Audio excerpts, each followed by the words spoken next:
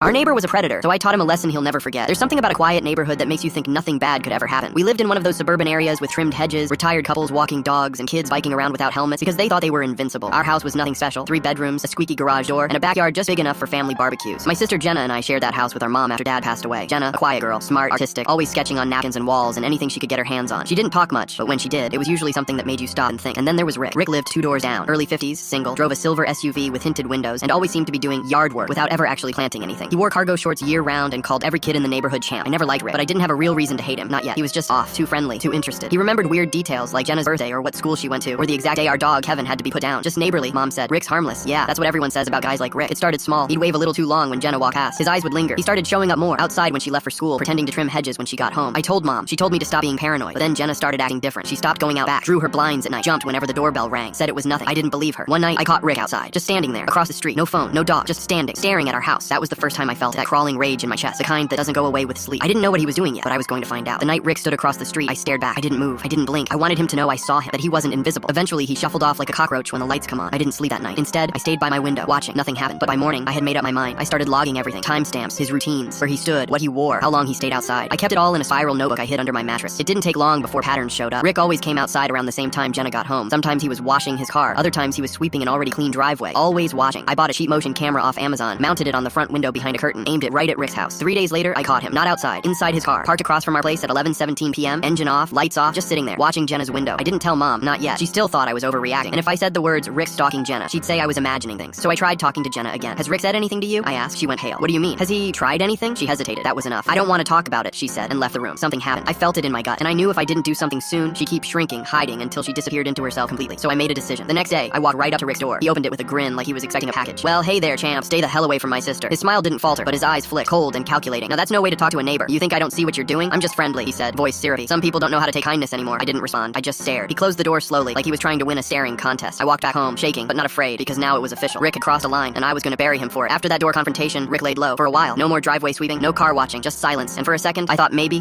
that was all it took. A warning, a confrontation. The predators don't stop because they're afraid. They stop because they're calculating. And Rick was calculating something. I doubled down, added another camera. This one hidden under the eaves, covering our front walkway. I started syncing the footage every night to an encrypted drive. I was getting serious, and I didn't care if it looked paranoid. Jenna noticed. You're really doing all this for me? She asked one night, catching me downloading the footage. I didn't answer. I didn't need to. That night, Rick made his next move. It was subtle. I came home late from work, part-time at a gas station, and found a package on the doorstep. No label, just a brown padded envelope. I opened it. Inside was a drawing, one of Jenna's, an old one she'd made a year ago and thrown away. A little sketch of our backyard, trees, a fence, a back porch. I remembered it because she'd drawn the neighbor's house in the corner. It was the original. Same smudges, same faded pencil lines. Someone had taken it out of our trash, kept it, and now brought it back. My blood went ice cold. Jenna didn't know it was missing, but I did, and I knew exactly who had it. So I went through the footage, 48 hours worth, and at 2:43 a.m. the night before, there he was, Rick, walking up to our door, gloves on, hat low. He didn't knock. He just placed the envelope and left.